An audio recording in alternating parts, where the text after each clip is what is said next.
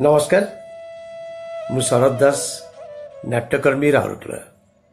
अत्यंत आनंदर विषय 2014 मसीह ढेंकानाल जिले में गढ़ी उठी अल्टरनेटिव रिदम थिएटर ए वर्ष सेप्टेम्बर 5 तारिख रे तार स्वनक्षत्र दिवस पालन करने जाउछि। युव नाट्य प्रतिभा नाट्यरथी दिनेश दास का नेतृत्व रे अल्टरनेटिव रिदम थिएटर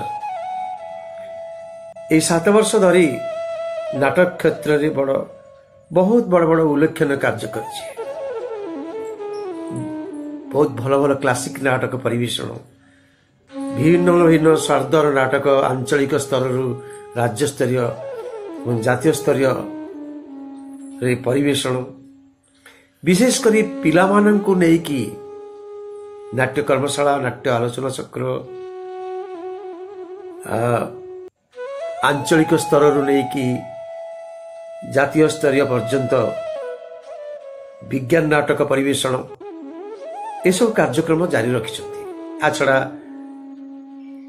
रक्तदान शिविर, सेलिब्रिटी मानक सहित साक्षात्कार, अनाथ शिशु मानक पैकी तांकर प्रतिभार विकास पई विभिन्न प्रकार सृजनशील कार्यक्रम, ये सब कार्यक्रम तो चालू रही।